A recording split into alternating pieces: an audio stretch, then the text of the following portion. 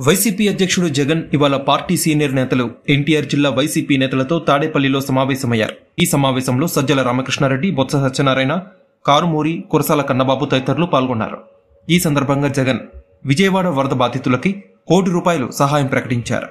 తన పర్యటనలో వరద బాధితులు పడుతున్న కష్టాల్ని స్వయంగా చూశాను అన్న వైఎస్ జగన్ వారిని ఆదుకోవడంలో కూటమి ప్రభుత్వం దారుణంగా విఫలమైందని తెలిపారు. కూటమి ప్రభుత్వం యొక్క ఘోర తప్పిదం వల్లే ఈ సంఘటన చోటు చేసుకుందని, అయినా నింద తమపై మోపే ప్రయత్నం చేస్తున్నారని ఆయన చెప్పారు. వరద బాధితుల కోసం పార్టీ తరపున ₹1 కోటి సాయం ప్రకటిస్తున్నట్టు జగన్ తెలిపారు.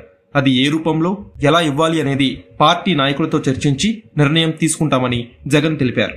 అలాగే ఆంధ్రప్రదేశ్ రాష్ట్ర ఉప ముఖ్యమంత్రి కొణిదెల పవన్ కళ్యాణ్ కూడా రాష్ట్ర ముఖ్యమంత్రి సహాయ నిధికి ₹1 కోటి సహాయం ప్రకటించారు. కొద్దిసేపటి కిందటే ఏపీ స్టేట్ డిజాస్టర్ మేనేజ్మెంట్ కార్యాలయానికి డిప్యూటీ సీఎం పవన్ కళ్యాణ్ చేరుకున్నారు. ప్రజలకి అందుతున్న సహాయ సహకారాల గురించి అధికారులను అడిగి తెలుసుకున్నారు.